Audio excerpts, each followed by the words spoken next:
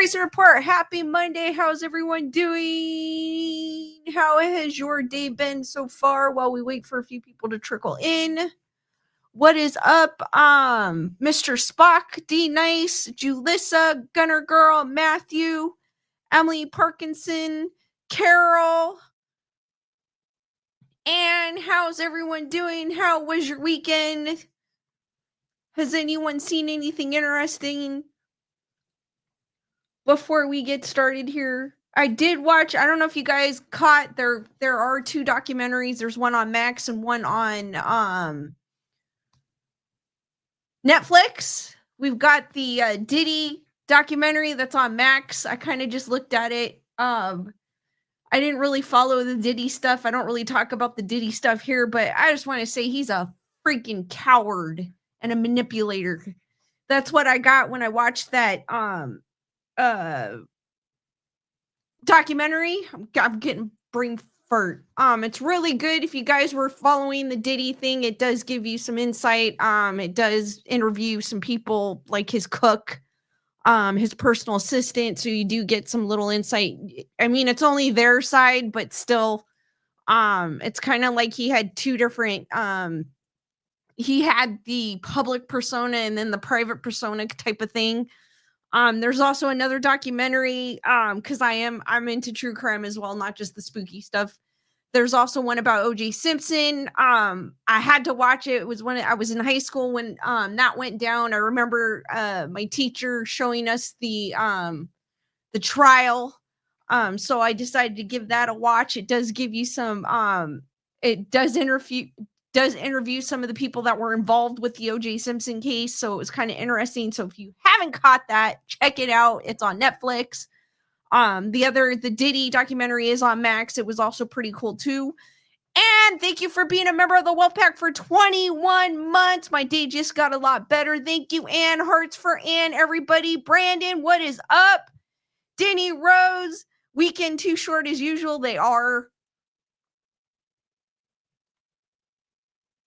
Want to give out a shout out to Julissa for grabbing 2 items off my Amazon wish list. I did get them last week. They are super cool. Thank you, Julissa. I appreciate that. I know I said thank you over social media, but I wanted to give you an official shout out. So thank you, Julissa, for purchasing something off my Amazon wish list. Hearts for Julissa as well.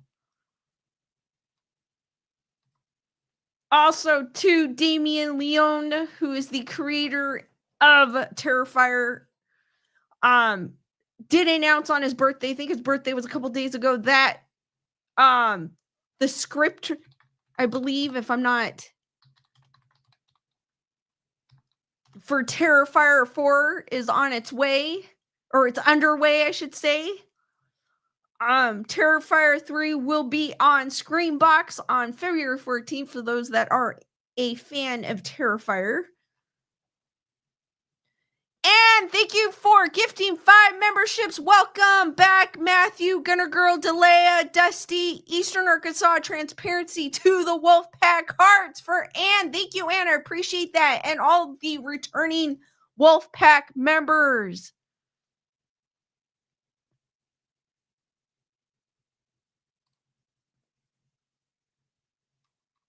So as I was saying, his birthday was the other day, and he also kind of teased that the script for Terrifier 4 is in the works, and it's shaping up to be the most epic, thrilling, nasty, horrifying, emotional, and utterly satisfying conclusion. I will finally reveal Art's origin. I'm looking forward to that. I have not seen the third one yet. Most likely probably going to purchase Screambox. Hopefully Screambox has a trial version. Because I don't have Screambox. I have everything else but Screambox. Screambox is similar to Shudder. It's all horror. I kind of took a gander for it because I was trying to look for when Terrifier 3 was going to come out, but it didn't say anything. Or you can purchase it. It is on digital. It's also on hard copy as well. I think Amazon has it for $30. You can also rent it digitally. I've never rented a movie digitally. I don't think I would. It's better off just to purchase it. But you got to be careful when you purchase movies digitally, because just because you bought it digitally doesn't mean you own it. They could take it off and you can lose it easily. Oh, also too, thank you, Matthew. They did. I have not watched it. They did during the Grammys. They did put out a Megan 2.0 teaser. I believe Megan 2.0 is coming out in June or July. I wasn't a huge fan of Megan. It just reminded me of I mean, don't get me wrong, awesome look, creepy doll, updated version, I guess, of Chucky, but in a female version. But I felt like I've seen it before. Like, it just reminded me too much of like a Chucky movie. I just prefer Chucky better. Nothing wrong if you do like Megan 2.0. June 22nd is when it's going to be released, but I'll watch it. I just wasn't a huge fan of it. It was okay, it was good, don't get me wrong. I just felt like I've seen it before. Matthew goes, now they are making her a little older. But I didn't watch that. They also released the trailer for you Cobra Kai fans. The exciting end is near Netflix on February 13th. If you guys are Cobra Kai fans, they did drop the teaser or the trailer for that as well, and it looks amazing. D Nice, I agree. Chucky in another universe, literally. It just felt like something I've seen before. Like I wasn't like super impressed with it. I'm like, I've seen this before. Like, don't get me wrong, I think the doll looks creepy. She, like, I mean, any type of doll to me, I love creepy dolls. So, but it just reminded me too much of Chucky. Just like just like D Nice said, Chucky in another universe.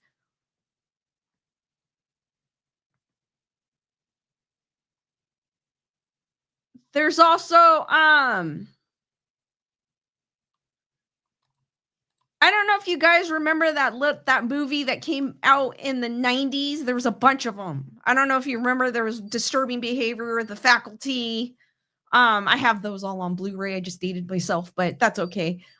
Those teeny bopper movies that came out in the late 90s, that had Josh Hartnett in it, for example.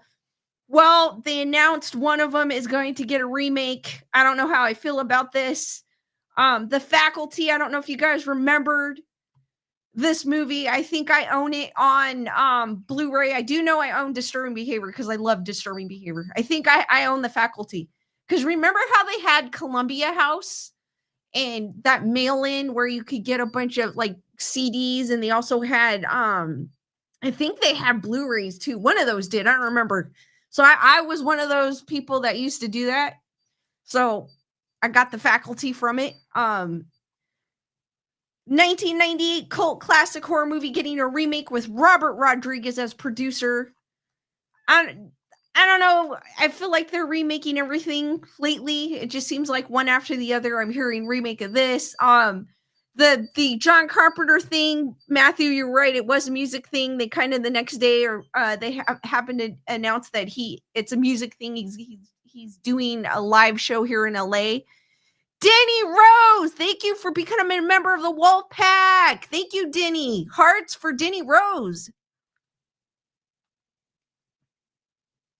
D Nice goes, I have The Faculty and Teaching Mrs. Tingle somewhere. It was that time where, I don't know if you guys remember, but it was that time where it was like, Josh Hartnett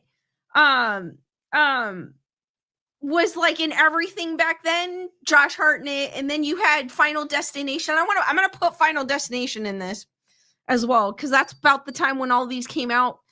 Disturbing Behavior with Katie Holmes, like stuff like that teeny bopper type of like horror type of movie that came out in the late 90s, because I remember it was just like one after the other. I liked them, and then after that, these actors kind of disappeared for a while, and then now Josh Hartnett is coming back, kind of. So the cult 1990s sci-fi horror classic The Faculty is set for a remake with the original director Robert Rodriguez set to produce. Released in 1998, The Faculty follows a group of high school students who come to believe that their teachers are being controlled by parasitic aliens. The Faculty features an ensemble cast, including Josh Hartnett, Famke Jensen and Jordana Brewster, and became a box office success, grossing over $63 million. The movie, which was penned by screenwriter Kevin Williamson, has developed a cult following since its release and is considered among the most popular high school movies of the 90s. Per Variety, The Faculty remake will develop a screenplay by Drew Hancock, whose debut movie Companion has just hit theaters, while Rodriguez will come on board in a producer capacity. No director or casting choices have been revealed as of yet. Alongside Rodriguez, the production company Boulder Light will also produce the movie with Miramax. So what this means for The Faculty remake, I don't know if we need a remake of The Faculty. We don't. Just leave it alone. I don't feel like The Faculty would, I mean, I guess it is popular in some sense, but I don't feel like it's popular like Goonies per se. I don't think it is. I don't think a lot of people have seen The Faculty. But I feel like they should just leave it alone. And I know I say this every time when I see a remake, they just need to leave them alone. Do not F with the originals. Just leave them alone. I don't mind if they do like a backstory of the movies, like a prequel. I don't mind that because that's kind of interesting because it gives a backstory of how the original came to be. So I don't mind those, but a remake, it's like we need originality. We need something different than the same movies over and over again. It's almost like they've lost their creativity. And they're like, "Oh yeah, let's remake that 1990s hit that I mean, next thing we know it's going to be Disturbing Behavior too." But I don't know. I have a thing with remakes. I just want to see something original. I love The Faculty. I mean, I'm sure if they remake it, it's probably gonna be another teeny bopper type film like it was back then, but with today's teeny bopper cast. Not when I was growing up, I guess. But still, I want to see something original. It's like I said, it's almost like they've lost their ideas and they can't think of anything else. So like this is where they're going, you know. Carol goes, we have them all over the place around here. Denny Rose, yes, with Devin Sawa. He's Canadian. Yeah, he was in Final Destination 2. Every time I see a logging truck, I tell my nephew there goes a Final Destination truck and he giggles. There is a Final Destination coming out, another one. Believe it or not, they did reveal the poster as well, and I'll get to that after this. D Nice goes, The Hand That Rocks the Cradle. I wonder how that would be as a remake. I don't know. Some of those movies, though, back then, too, they can't really remake it. You know what I mean? They can't redo a Police Academy. They cannot. They cannot. Yes, they cannot. You cannot do. Yeah, Idle Hands, Matthew. That was another one.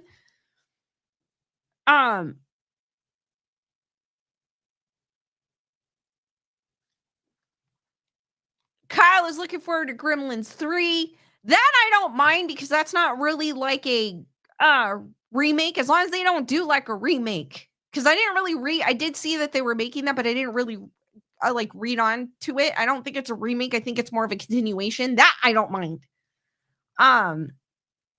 But Matthew goes, Gremlin 3, Christopher Columbus said they would use practical puppet effects, which is awesome. No CGI.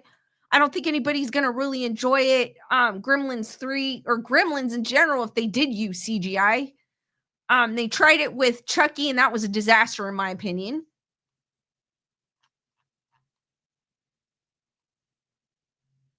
And I agree. Can we come up with new ideas instead of a remake? I agree. I totally agree. Denny goes, make a sequel. The kids of the original and their parents fight with them, but this invasion on a bigger scale, that you never know. That might be what they're planning on doing. I don't know. But while Aldealist would likely prefer that Rodriguez was writing and directing any remake of The Faculty, The fact that he is attached to the project in a creative capacity can only be a good thing. As director of the original movie, he understood the process behind what made the faculty such a success the first time around, and he can bring his extensive industry experience to help guide the other creatives involved and ensure the project is as successful as possible. The stylistic blend, talented cast, high school setting, and success of teen-oriented films like the Scream movies were big factors that made the faculty work so well, and these are factors tougher to replicate in modern times. Most recently, Rodriguez directed the Ben Affleck mystery action thriller Hypnotic, as well as Spy Kids Armageddon, the fifth installment of his hugely successful Spy Kids film series. Fans of Rodriguez's work might be skeptical to check out the faculty remake, but the acclaimed director involvement, albeit in her producing capacity, is likely to alleviate some concerns. Furthermore, Miramax being involved again should be viewed as a positive, with the company's leadership change looking to revitalize some of Miramax's catalog. And thank you for gifting another membership. Welcome, Pink Power Ranger, to the Wolf Pack. Hearts to Anne. Thank you again, Anne. And the new Wolf Pack member. And what is up, Dusty? How's it going? And Shelly, how is it going?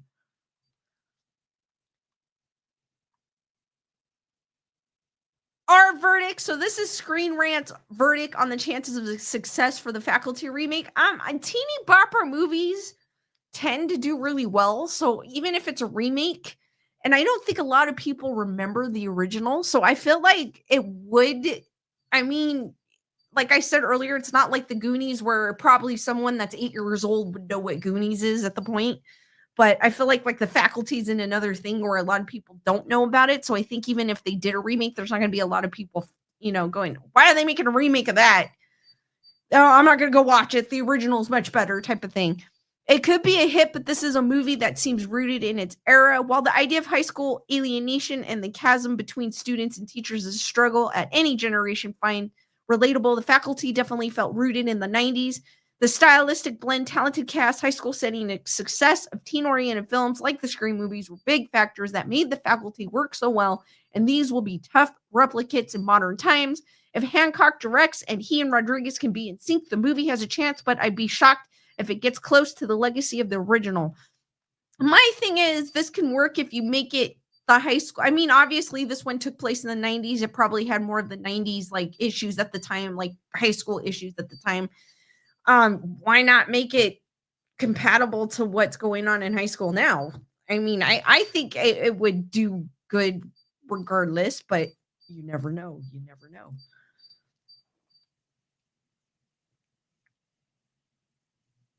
But Dusty's barbecuing dinner, how cool. They also revealed the poster for Final Destination. I think it's Final Destination 20. Honestly, I don't know how many Final Destination movies there are. I love Final Destination. I've always, because I love the blood and the gore. I love the anticipation, I guess.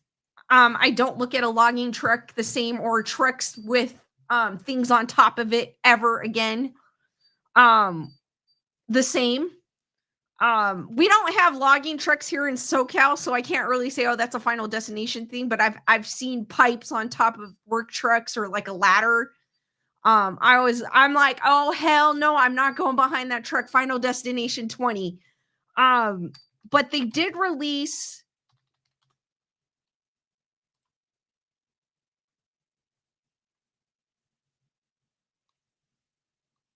there's 6 of them, I guess. They did release the poster today.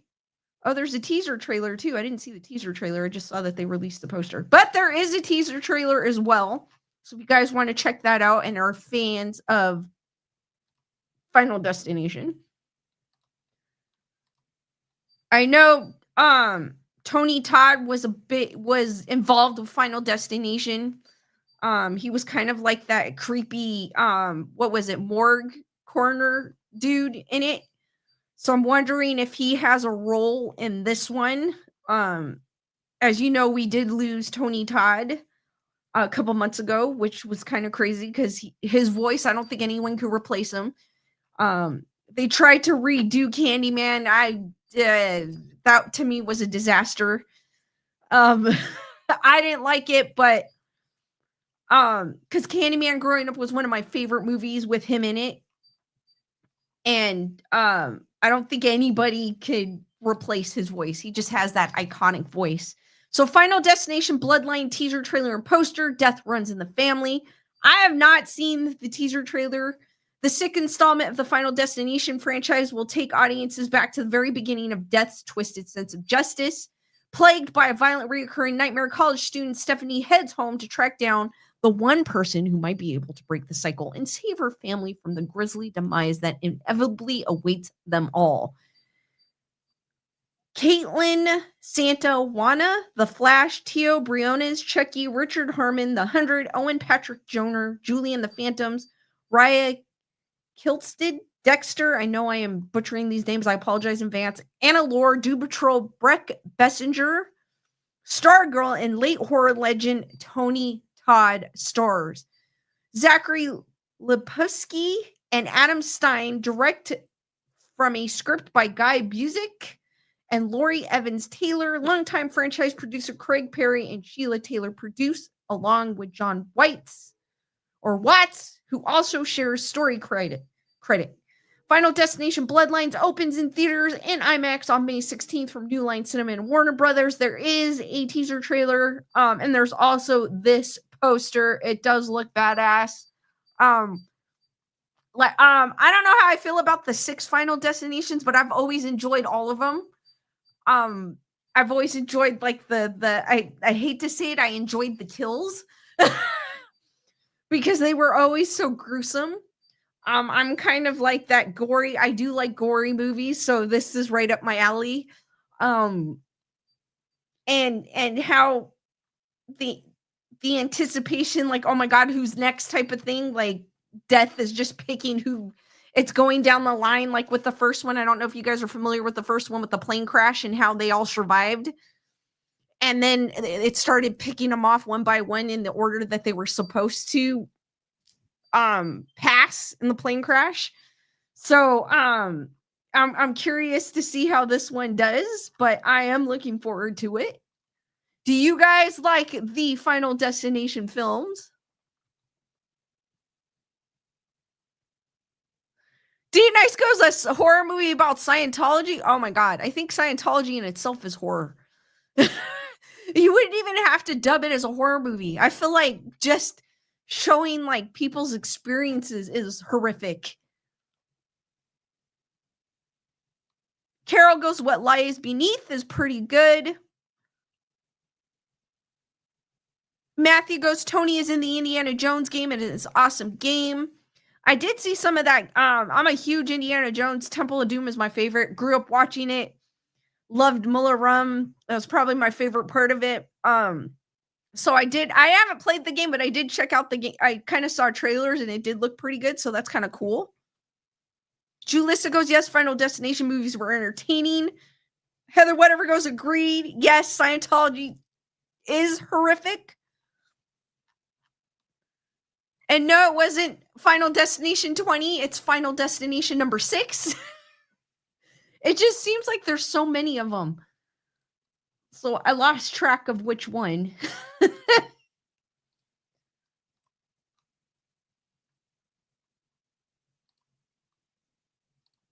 I think I mentioned this before we get into where the phrase "going postal" came from.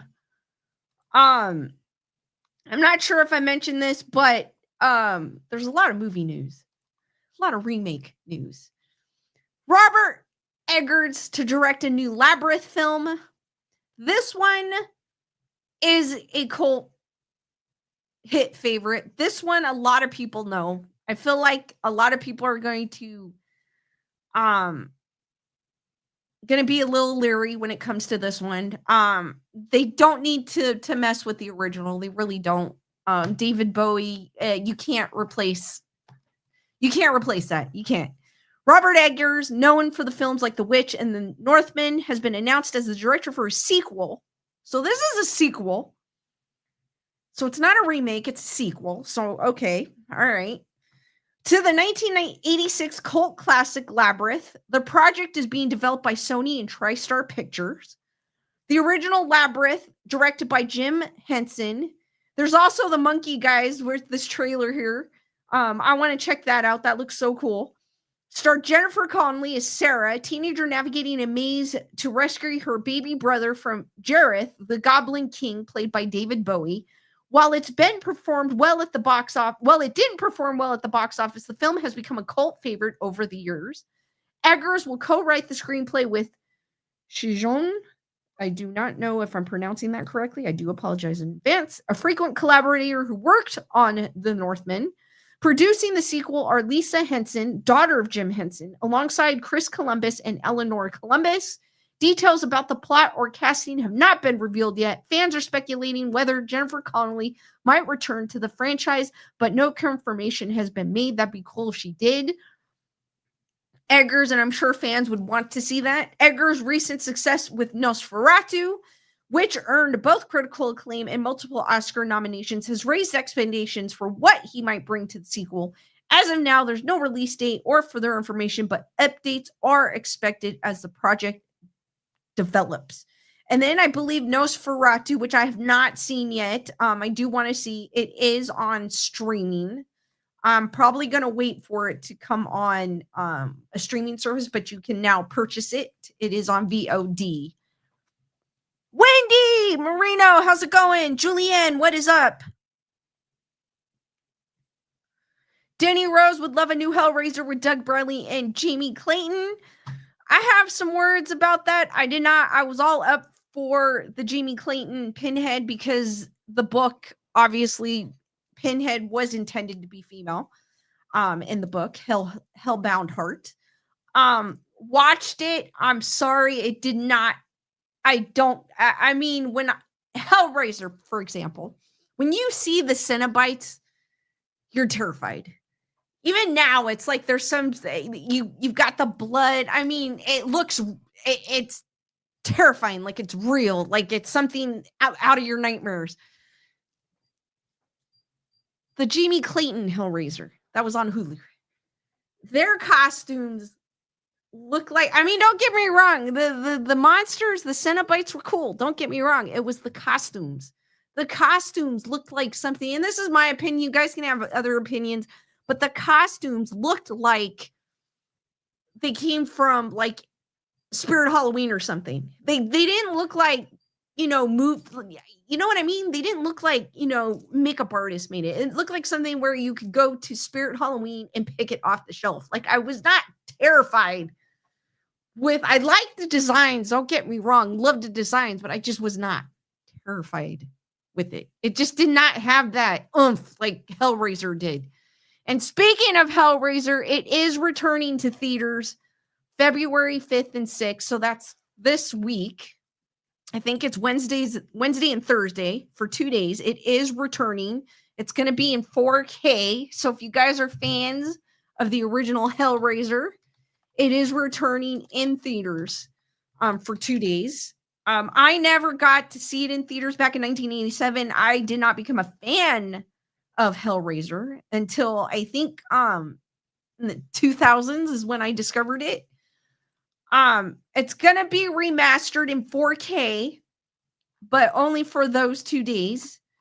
It'd be kind of cool to see Doug Bradley as Pinhead and the Cenobites, the Chatterer, Butterball, Male, and I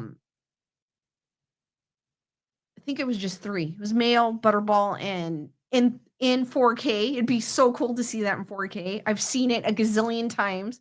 My favorite Hellraiser, though, is the third one. Not because of the Cenobites. I like the Cenobites in the first 2 better. I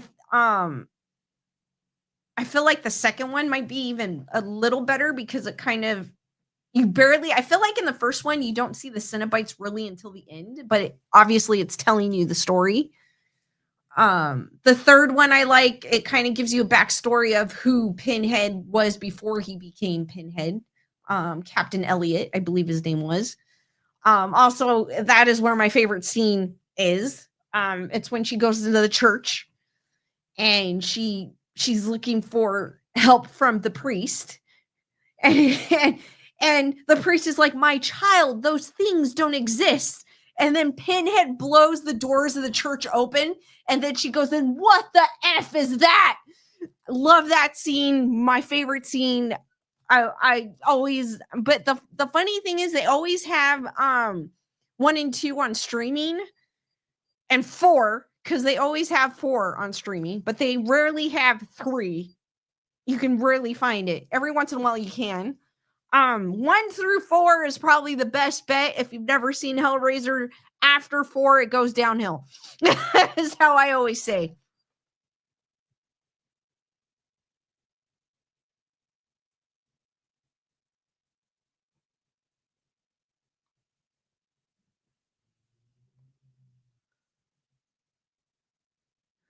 And goes, Jaws and Signs scared the crap out of me.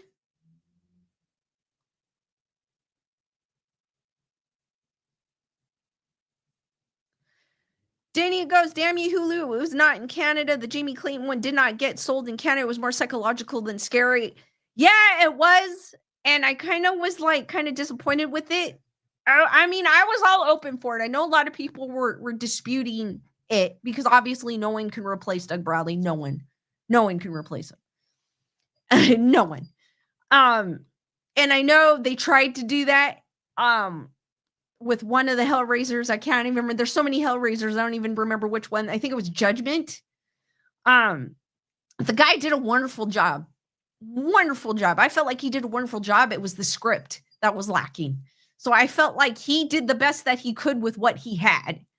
So I was open. I was open for Jamie Clayton. I was totally open. But when I saw it, it was just like it like Denny said, it was psychological, wasn't scary. The monsters weren't like the Cenobites weren't like I said, it just looked like you could walk into a Spirit Halloween and just grab one of the costumes off the, shelf type of thing. And then right after I watched that Hulu one, I watched the original Hellraiser, and I'm like, that is what it's missing. Like, look at those costumes, like the makeup. Look at that. That's what that didn't have. Like, I mean, mind you, it had, they're wearing like black S&M type, outfits, but the makeup, like the chatterers, like the teeth had like it looked real. Like, there was definition in the teeth. There was like the slashes of the flesh looked like slashes of flesh. It didn't look like something they just put on. You know what I mean? So I was kind of disappointed in it.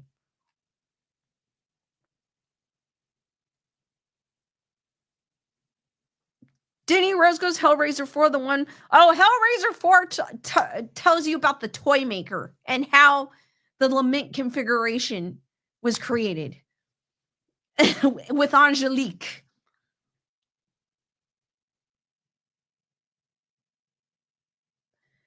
As always, guys, because I forgot to mention Hellraiser. I forgot to mention Skeleduck. Skeleduck is somewhere in this background. Just remind me at the end of the stream and I reveal his location. I know I'm not in my normal studio, so it's kind of I rent out of hiding places. Don't mind my alien because I think Lewis has some settings where because the parts that are blue are supposed to be green, so I think he's got some settings on his computer for a green screen. So don't mind my alien up there. He's a cool alien, I swear.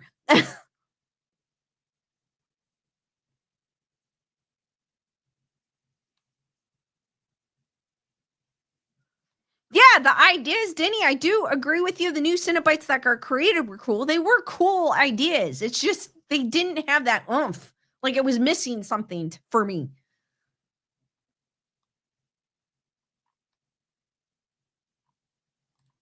It's funny because when I see a lot of people mentioning Jaws, I mean, it crossed my mind when I would go into the water, but I never really like that movie never really got to me, I think.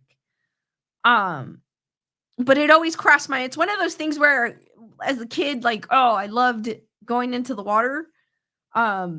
But I never thought of sharks.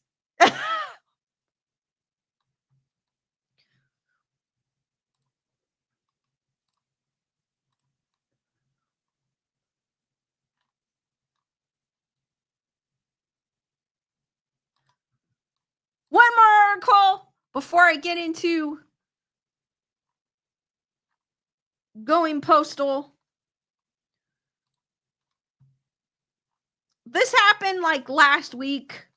It's the Daily Mail. I kind of take Daily Mail with a grain of salt, but I kind of thought this was crazy. And then, of course, these darn websites with all their huge ads. Like, buy this now! Dog lover is eaten by her pet pugs after dying in her apartment and lying undiscovered for days. A dog owner who died in her apartment was found eaten by her pet pugs after lying undiscovered for days. Adriana Nego, 34, had not been heard from for 5 days before police made the harrowing discovery at her home near Bucharest, Romania. Officers arrived at the flat in Tarjuji, I don't know if I'm pronouncing that correctly, with a relative to find Adriana, who went by Anda Sasha, lifeless with her 2 pugs beside her. They said that it was clear the unfed dogs had already begun to eat her corpse. Ambulance crews confirmed Adriana's death, noting that there were no apparent signs of violence. Her body was transported to the Gorge Forensic Medicine Service for an autopsy to determine the cause of death. Another angel has gone to heaven, her sister Maria Alexander said in a heartbreaking post on social media confirming the death. My beautiful sister, Anda Sasha, is no longer among us. So this is Anda Sasha, or Adriana, with her 2 pugs. Police have opened an investigation and are exploring all avenues to figure out what happened to Anda. Due to the position she was found in, there were no signs of cadaveric lividity, also known as livor mortis. This term describes the pooling of blood in the lowest parts of the body after death, and it's caused as discoloration of the skin, ranging from pink to dark purple. Officers went to the flat after receiving a call from a relative expressing concerns that Adriana was not answering her phone and had not answered the door in nearly a week. I would think after a day, I would be concerned. I wouldn't have waited a week. I don't know about you guys. Like, if I'm trying to, if she hasn't answered her phone or hasn't answered the door in nearly a week, I think after 2 days, I would have gone on and checked to make sure she was okay. They said the relative went with them to the flat where they made the horrifying discovery. According to police, firefighters helped to force the locked door of the woman's home open. After finding Adriana, police issued a shelter order for the 2 dogs, and they were taken by workers from the Gorge County Council. People on social media were quick to offer their condolences to Anda's family and express their shock. Daniel said, "Condolences, I can't believe it. I am so sorry." Roby added, "What is the life today you are and tomorrow you are not? What a pity for her youth. May God rest her soul in peace. I don't believe what just happened." Mara also wrote, "I am devastated. May God protect her and give you the strength to overcome. Please let me know if I can help with anything. Condolences."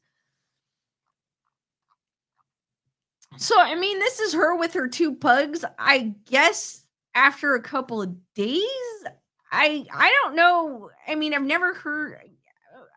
I mean, it's a gruesome scene to come up to see that the dogs got hungry, obviously, and munched. It's kind of sad, but I mean, they were just trying to survive at the same time. In 2013, an animal lover who died at her home in Hampshire, UK, was discovered after being eaten by her own cats.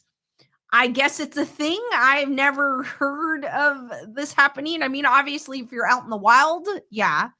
But I've never heard of your own pet eating you. I don't know. Have you guys heard that? The 56-year-old woman was sadly discovered dead on the kitchen floor of her home in Ringwood on April 4th, 2013. Neighbors had raised the alarm after having not seen her for some time and noticing that her letterbox was overflowing. Southampton's coroner's court was told. Police found a distressing scene. There were a number of dead animals, including a cat and a dog in the kitchen and living room, but others had survived. It was believed that the hungry animals had begun to eat their owner after being left without food for months. How does somebody go undiscovered for months? Like, seriously. Unless she had no friends, I mean, or family. I mean, recording a death from natural causes, Coroner Keith Wiseman said these animals have been, the officer thought, confined in these two rooms downstairs for what may have well been a period of many weeks, stretching quite possibly into several months. He added this too was a distressing experience because it was clear that certain parts of the body were missing, and had the officer formed the view effectively been gnawed and eaten away by the animals. One can only imagine the difficulty with the scene the officers was having to deal with. I can imagine coming on to that. I don't think you can never unsee that. That will stick with you for the rest of your life. Mr. Wiseman concluded the deceased had been eaten by her cats after she died, as her body laid in the kitchen for weeks. She had suffered from various chest conditions in the past, it was heard. I don't understand how, like I was saying earlier, how she could go undetected for weeks. I mean, I mean, even if you don't have family, you have friends. So I would think the friends or neighbors would have noticed something or something. That is just weird. I don't get how someone can go, unless they were like seriously like the little old lady that I mean, it said she was 56, but like a person that literally had no family, kids moved away, whatnot. But still, like I feel like someone would be there wondering what happened to you. Like, how do you go weeks without being discovered? It just makes no sense to me. And then with the first lady with the pugs, like a week, it seems like she had a good, she had people that cared for her. So like how it makes no sense. It's sad, it is, but it makes no sense how that could go for so long.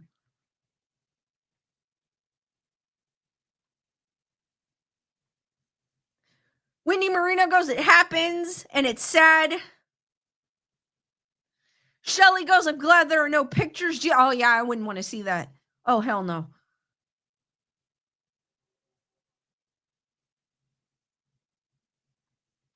D Nice goes back, not me looking down at Maya. She does her duty. Girl, you better yelp for help before eating me if we end up in that situation.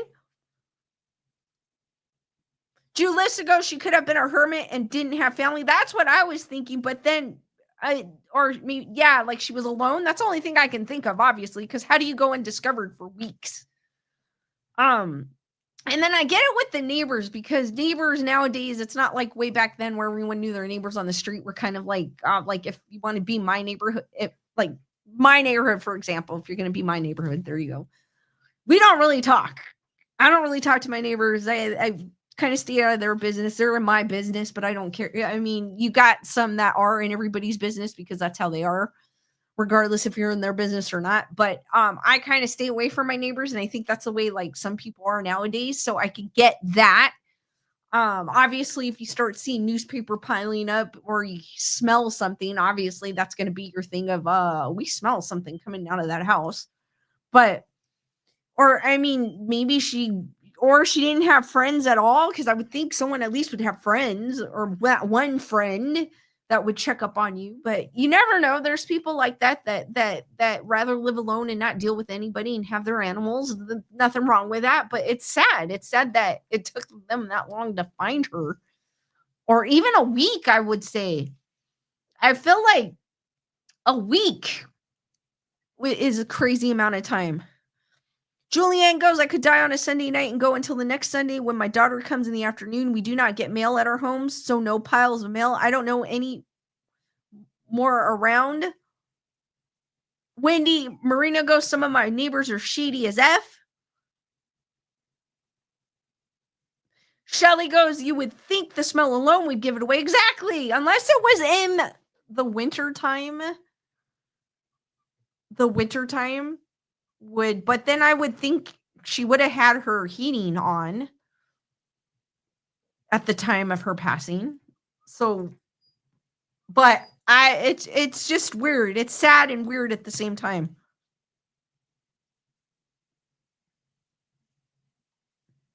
Or like you have like a thing where like, Julian says like your daughter comes on Sundays. So like she that person didn't have someone that came. I don't know. It's weird. Kyle goes, the stuff still sinks in the wintertime too. Yeah, but I think it takes longer though in the wintertime because it's not as hot.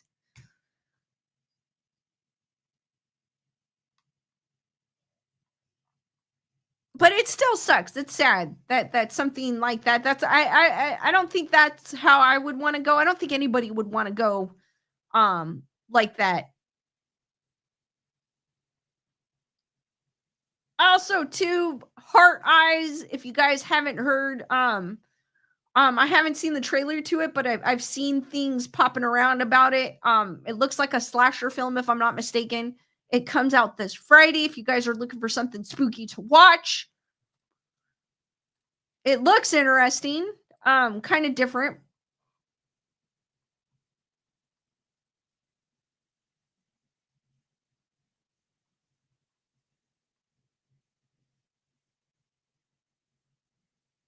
Heather, whatever goes, I wouldn't want them to starve and hurt their heart. I mean, you can't blame the pets because they're just trying to survive. You can't. You can't. Carol goes, I guess I'm lucky if I don't go downstairs by a certain time. My brother doesn't hear me in that time period. He checks on me, but if I lived alone, no one would check on me for weeks at a time. That's I mean, I guess that's probably more so with the lady with the 56-year-old who had the cats eating her. I didn't know that was a thing. That is like the weirdest thing, but I guess it is. But you can't, like I said, you can't blame the animal. They're just trying to survive. Denny Rose goes, I asked my husband if we could go see Hard Eyes for Valentine's Day.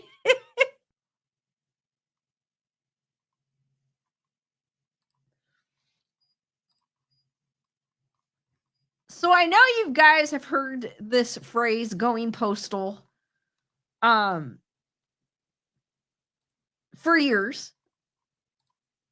So I thought I'd share this little the chilling story of the post office pew-pewings that inspired the phrase going postal. Throughout the 80s and 90s, workplace pew-pews carried out by post office workers across the United States led to the creation of the term going postal. The phrase going postal, which means to become uncontrollably angry, appeared as a slang term in American English in the 90s. It emerged after a spat of pew-pewings at post office carried out by employees who were angry about their working conditions. And it's not just post offices, it's other places too. Even when I was working in retail, they would show us videos of going postal and what to do in those situations because you never know. And I think it's happened in a retail establishment where someone was disgruntled and went postal. The first recorded use of the term came in 1993 when a Florida newspaper printed, and it's sad. It's sad. I know I'm going in 50 different directions here. It's sad that someone has to get to that point where they feel like they need to walk into their establishment where they work and do those terrible things. It's really sad. It's sad that it even gets to that point. I mean, obviously, there's signs that social media posts, if you happen to be friends with this person, sometimes you don't even, when you read those posts, sometimes though, you don't take them seriously. And I think because sometimes they're outlandish, but it's still sad that I feel it's sad that someone has to go to that extent to make a point or to like they feel that much anguish that they need to take it out on their employer or their employees or wherever they may be at the time. The first recorded use of the term came in 1993 when a Florida newspaper printed an article about the post office murders. By that time, at least 11 such tragedies had occurred, but there were more to come. And it's more than just post offices, like I said. These pew-pewings became so commonplace that the U.S. Postal Service even created a new position, the Workplace Environment Analyst. The workers hired to fill these jobs were tasked with preventing violence and improving workplace conditions, though this was no easy task. There was seemingly something about the culture of post offices that created such violent discord between employees and managers. One of the pew pews even wrote a two-page letter. Pew pewers even wrote a two-page letter detailing the unfair treatment he allegedly received while employed by the U.S. Postal Service. In the end, the meaning of going postal is more than a way to describe anger. It is a reminder of the vicious attacks carried out by post office employees across the country and the conditions that drove the workers to the edge. I mean, I get it. We work jobs sometimes where we're like, I'm done with this job, but we work it until we find something else. Like, we don't go to that extent to where I'm going to do this and this and this tomorrow morning and they're going to realize who I was type of thing. I don't think any of us have ever thought of doing that. I would never think of doing that. I mean, honestly, if you're not happy with your job, go look for something else. And that's kind of what I've done recently. So but it's sad to think that people go to that extent. Grisly reports of employees going postal in the 70s and 80s. The event that spawned the term going postal was purportedly brought about by stressful work environments. Post office employees have historically worked long hours and physical demanding positions with stress-inducing quotas. The combination could lead to strain on employees' mental health, sometimes to deadly results. Yes, stress can make you do crazy things sometimes. It can. Yeah, I agree with that. Stress can make you not see the bigger picture. You kind of get the blinders put on when you get stressed out. That's why if I do get stressed out, I usually start with the first task first and then move on. But there's some people that don't see that, or you just need to take a step back from what you're doing sometimes to get a clear mind. One of the first reported incidents of a postal worker turning violent occurred on August 12th of 1970. 2 days later, the LA Times ran a story titled "Post Office Supervisor Pew-Pewed to Death, Co-worker Arrested." The supervisor in question was Harry Sendro, 54, who was pew-pewed in the back 3 times as he attempted to flee from his killer. Hours after the shooting, 41-year-old pew-pewing, YouTube, you didn't hear me say, 41-year-old Alfred Killam was arrested when officers found him unconscious in his car. Heather, whatever. Thank you for that super chat. Go donut shop and bringing coworkers goodies. Thank you, Heather, whatever. Hearts for Heather, whatever.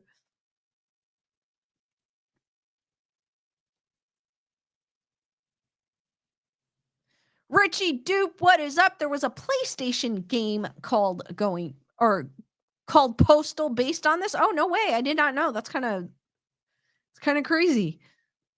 Shelly goes, I remember that back in the 70s. D Nice goes, definitely when I worked public health, I was in the back office, but so many times we had to take cover. The police noted that Kellum seemed drunk when they arrested him. Further investigation revealed that he had arrived at work inebriated, prompting Sindro to send him home. When Kellum returned a few hours later, he had not sobered up, and he and Sindro got in an altercation that ended with the pew-pewing. Nearly 2 decades later, on August 20th of 1986, a postman named Patrick Sherrill went postal when he pew-pewed and unalived 14 employees at the Edmond, Oklahoma post office before taking his own life. After the incident, the president of the National Association of Letter Carriers, Vincent Sombrodo, released a statement as reported by United Press International at the time. While we are shocked and dismayed by what happened and offer our prayers to those surviving victims now in the hospital, we cannot help but believe that Mr. Sherrill was pushed over the brink by irresponsible and coercive management policies by the Postal Service in the Oklahoma City region. I couldn't imagine going to work and having this happen. I know me, if that had happened, if I was in a situation like this, I would not want to go back to that place. I don't know about you guys. Even if you loved your job, even before, like an incident like this, if you were ever in an incident like this, I don't think I could ever go back. It'd be like PTSD. Like I'd be so afraid to go back to work. I wouldn't feel safe. I'd be paranoid. I mean, like after a while, obviously you'd start feeling comfortable, but then still it always like it crosses your mind. Like sometimes these things make you stronger, but at the same time too, you're not going to feel safe. And I don't think you're ever going to feel safe after a situation like this. Shelly, thank you for that super chat. Happy Monday, everyone. Hearts for Shelly. Thank you, Shelly. I appreciate that. Hearts for Shelly, guys. Thank you, Shelly. In August of 1989, 52-year-old postman John Merlin Taylor unalived his wife and then drove to the Orange Glen post office in Escondido, California, where he pew-pewed and killed 2 coworkers and then himself. Chillingly, some of the most disturbing instances of workers going postal were yet to come. In October of 1991, former postal worker Joseph Harris broke into the Ridgewood, New Jersey home of Carol Ott, the woman who had been his supervisor. Harris had worked under Ott until April of 1990, when he was fired from his position as a mail sorter after Ott reported that he threatened her. A year and a half later, Harris murdered Ott with a samurai sword, pew-pewed her boyfriend, and then returned to the post office where he'd worked to unalive 2 other employees. He also threw a handmade big bang bang at police officers before he was arrested and said a ninja spirit made him commit the crimes. Does this sound familiar? A ninja spirit made him commit the crimes. Okay. I mean, a lot of times we do, like when we get fired from a job, we're like, F that person, F that place, they don't deserve it. But we'll say that and we'll be like, oh, they didn't deserve me, and we'll walk away and find something better. Like I've never felt compelled to do what this man just did and say that a ninja spirit made me do it. I've never been compelled to be in that situation ever. I mean, I've been let go of jobs and I'm like, oh, they didn't deserve me. It was meant to be. I'll find something better. And usually I do. And it's much better than where I was before. So, I mean, sometimes I take it like they're doing me a favor when they let me go, because then I can find something better. You know what I mean? So I don't take it to that point where this gentleman did. I get it. Stress can make you do crazy things. And then it makes you not think clearly. Like, I get it. It happens. And in those cases, some people take it too far, like this gentleman did. But Denny Rose, thank you for that super chat. Hearts for Denny Rose. Thank you for coffee. Thank you. Carol goes, Postal, pertaining to the mail system, 1843 on model of French Postal, 1836 from post, noun meaning state of irrational and violent anger, usually in phrase going postal. Julissa goes, I agree. The man was obviously not well mentally, and I think a lot of these people are not well mentally as well. The phrase goes back to at least 1843. Dusty goes, as a postal worker for 25 years, I've seen a lot of disgruntled employees.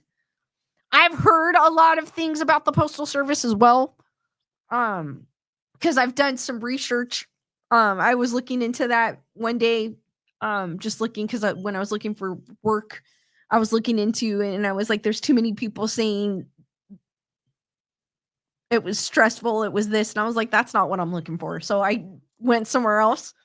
So I get it. Stress can get to a lot of people. Stress is not good. To me, it's not worth it at all. So I try to stay away from it. And I know you're still going to encounter stress, but if it affects your health, that's where I cross the line. That's where I'm like, you know what? The job's not worth your health. It's better to look for something else.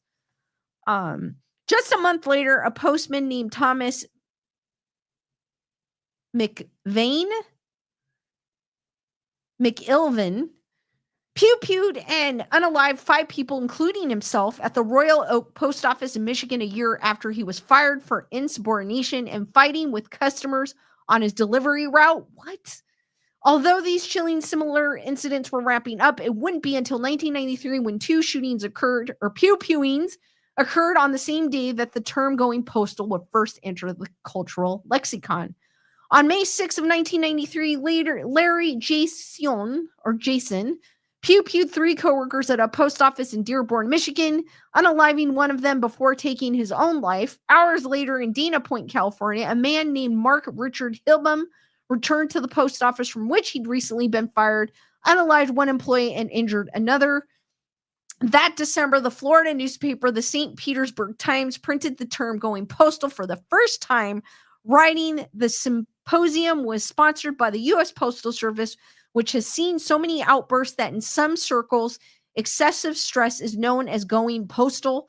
35 people have been unalived in 11 post office pewings since 1983. Gunner Girl, thank you for that super chat. Giddy sweet treat, my friend. Hearts for Gunner Girl as well. Thank you, Gunner Girl. I appreciate that. Dusty goes, the management is trained to make life hell for the employees with unreasonable time limits and workload. I get it though. Like in that, I get it though, because with post office, you do have to, I mean, it makes sense. It's even if you're an Amazon delivery or doing any type of delivery, it makes sense that you have to make, there has to be a time limit on things. Things got to be on time or you're going to have people mad as hell with you. So, it's just part of the job. Unfortunately, or if someone takes time off, like, and you have to cover their route, that's like extra, time, extra stress, extra, it's an extra load on you. So some people can manage stress very well. Some people, they're in between, but there's some people like these individuals who just take it too far. Like they can't handle it. And it just makes, like something just goes off in their brain to cause them to do these things. And it's sad. Since then, at least 3 other major instances of employees going postal have occurred. On January 30th of 2006, former postal employee Jennifer San Marco, a highly paranoid and conspiratorial woman who believed nefarious forces were after her, pew-pewed 6 postal workers and then herself in Goleta, California. In April, it's like this woman, it's already describing her as a highly paranoid and conspiratorial woman who believed nefarious forces were after her. Obviously, there's some mental issues with her, like obviously, just by that statement. In April of 2006, letter carrier Grant Galler pew-pewed and unalived his supervisor in the parking lot. And on December 23rd, 2017, postal employee Jashawn Stewart walked into a Dublin, Ohio post office completely in the nude, pew-pewed and killed one of his supervisors and then beat another supervisor to death in her apartment parking lot. Because of these incidents that received widespread media attention, the term stuck in Americans' vocabulary. The meaning of going postal also left a lasting impression that something about working in the postal service could potentially drive a person mad, but why? And we kind of, Dusty obviously made a point. It's time. It's putting a lot of pressure on you. Obviously, when you're delivering things, there's got to be a time limit. You got to deliver it by then. You've got so and so houses that you have to get to by this time. This is how much stuff, and you're looking at your entire, mail truck, and the amount of mail. Just looking at that alone can stress you out. So,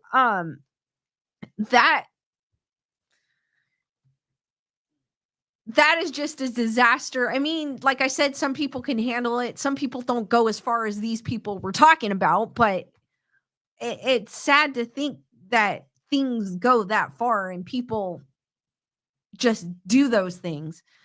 In the wake of these deadly post office pew-pewings, many postal employees weren't surprised by the incidents. One worker told the media after the Royal Oak massacre, when I heard there was a pew-pewer, in my mind, it could have been anyone. I understand why he did it.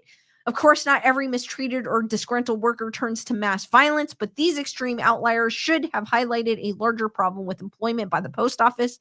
Many post office employees described their managers as an authoritarian, but felt they had to stay because the post office was one of the few opportunities that provided benefits to middle-class people without a trade skill or college degree. I mean, clearly a lot of people stay because obviously the pay, and then obviously, you get your benefits because we do need our benefits. And then I feel like some people also stay because they feel like they can't get anything better. As someone earlier posted, here's a screenshot of the video game Postal. I didn't even know there was a video game called that, but there is. I like I like 2D platformer type games. I still do to this day, so I probably would enjoy this game, believe it or not. Clearly, the USPS had widespread management problems that went ignored for years. Some have even wondered if these issues would have been addressed at all had certain employees not gone postal. As time went on, going postal became a common phrase in American vocabulary, inspired the controversial video game Postal, and was used in films like Clueless and television shows like Brooklyn Nine-Nine. Even the author Terry Pratchett wrote a novel titled Going Postal for his long-running Discworld series. However, the original meaning of going postal also became obscured.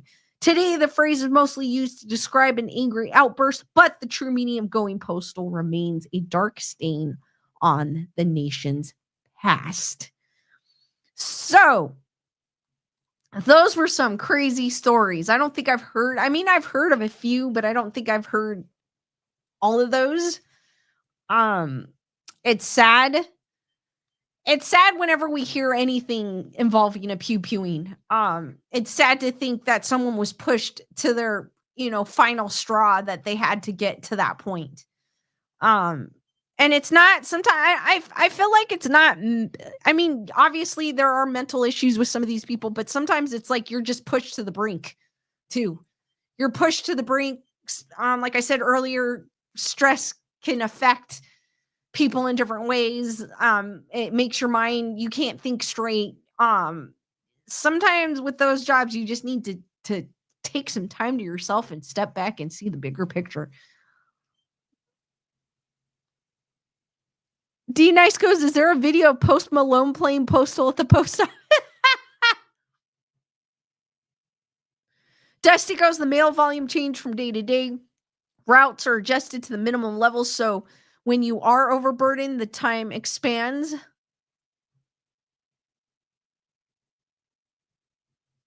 Shelly goes, it depends on what kind of stress one was put under and for how long one might think. Yeah, we're thinking on like, how could that happen? But what if this was happening to this person for a year, every day? Every day they come in, like they have like like that article described like a supervisor that was like authoritative, like, you need to do this. Like, come on, dude, what happened yesterday? You only did 20 of this. Now you're doing this. Like, imagine getting berated every single day you came in. Every single day. Every day you came in and it's the same. You're doing the best you can. You work hard and every day something's always wrong. Like, just imagine that. That can affect you. That really can affect you.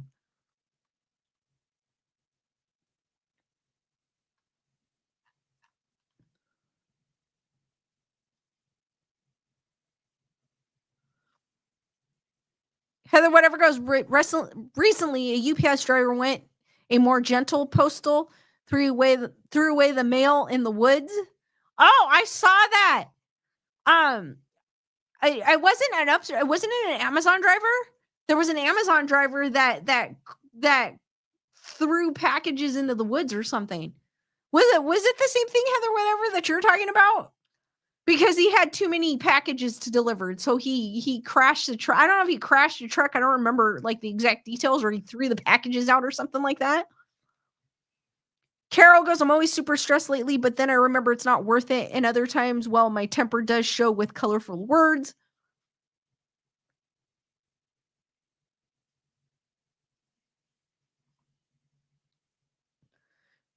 What I do is I look at the first thing that needs to be done instead of looking at the whole thing as a whole.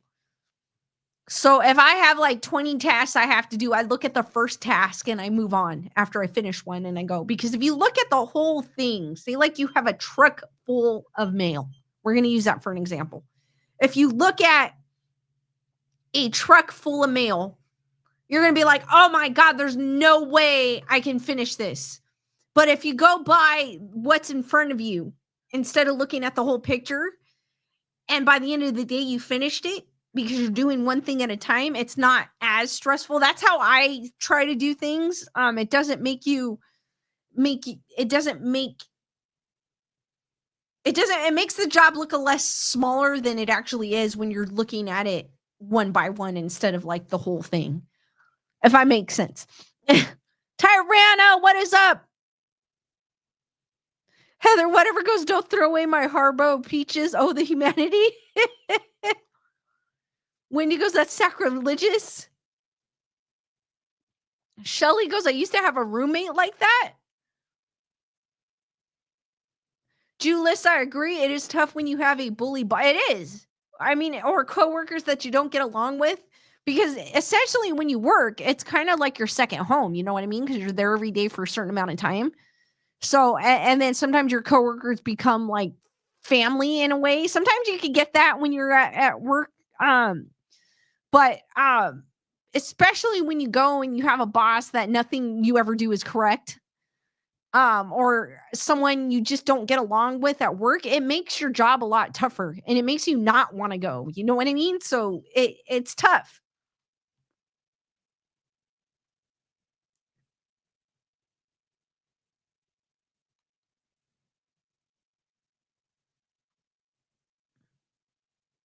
Dusty goes, there was an incident at our office where a carrier stashed mail on his lunch break in a different vehicle. They caught him by tracking the mail they planted. Oh, wow. That's crazy. Carol, and I do know how you feel. It's Carol goes, for me, it's the medical bills that are mounting up and worried about the other bills too. I know how you feel. I usually try to take it. That's stressful. That is stressful. Take it one day at a time, Carol. That's kind of how I do it.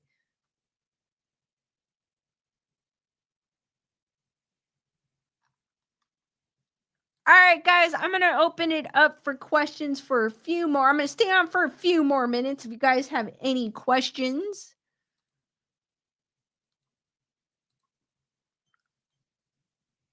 And I'll give you a few minutes to look for Skeleduck.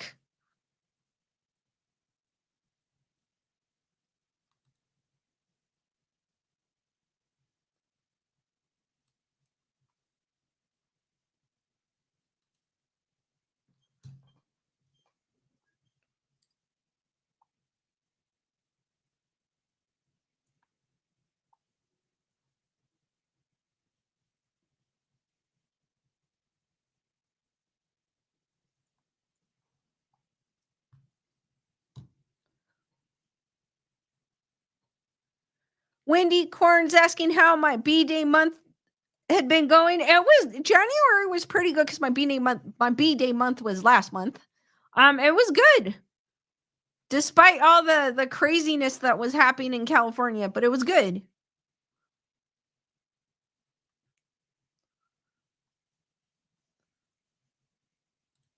With the crazy weather, the winds and the fires and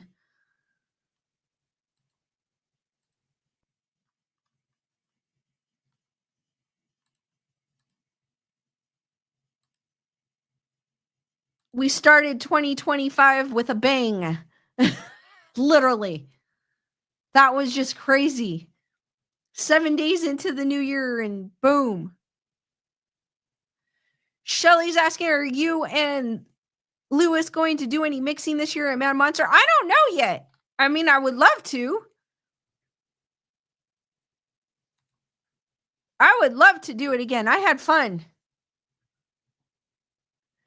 D Nice goes, horrible pun, but your birthday was fire. It was. I know what you mean, D Nice. It's kind of terrible, but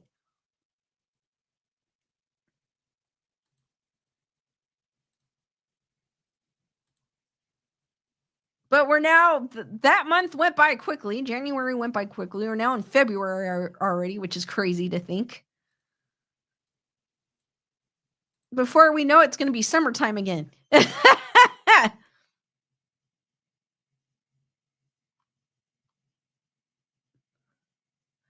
Carol goes, just an FYI, the chemo's doing good so far. No real side effects except for being really tired every day. I am so glad that you're not getting major side effects, Carol. Tired being tired kind of sucks, but at least you're not being nauseous or anything like that. So it's good to hear, Carol, or not having nausea. There you go. Being nauseous. Good to hear that, Carol. Good that it's not too bad for you.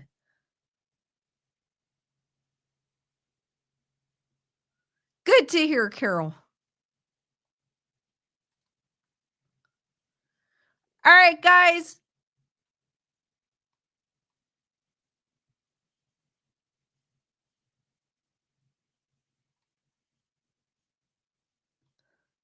All right, guys. Skeleduck. I mean, I don't have that many places to hide in this background, so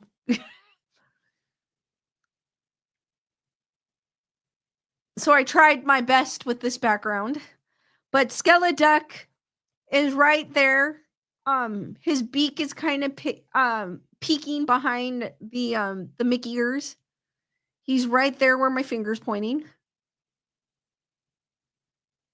Right there.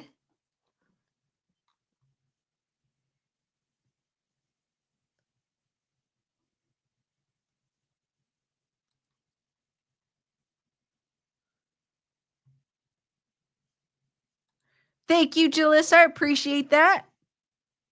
Wendy goes, Beanchy. Shelly's like, I see him now.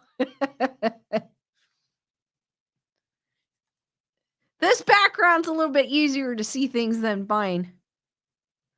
D-Nice was looking at the wrong thing. Oh, maybe I did put him in a good spot. Carol always finds. He did. Carol goes, I did notice Lewis changed the room some. He did. But I still have more. I have more hiding spaces in my studio. Thank you, Denny. All right, guys. Any other questions before I end this stream tonight? I'm looking at having my streams. This is tentatively. I'm probably going to do a Monday and Thursday. That is what I'm looking at right now. The problem is, though, Thursday I do work my 9 to 5, so it's going to be later in the evening, probably a little after 8 if I do go that route. But for sure, Monday I am going to keep, but it's going to be tentatively. But just keep a lookout on my socials. If not, if I don't go on Thursday, I'll drop a video, a standalone video along the lines between now and Monday. But I'm looking at Mondays and Thursdays for the new streaming schedule. We'll see how that works. I may have to tweak it some, but we'll try that. Thank you, Wendy Marino. All right, guys, if there's no further questions, without further ado, I am going to end this stream here. Thank you for joining me on this edition of Grayson Report. I will see you on the next one, guys. Thank you for joining me. I appreciate it. Have a great rest of your evening and see you on the next one. Stay spooky and sweet nightmares. Good night, guys. And thank you.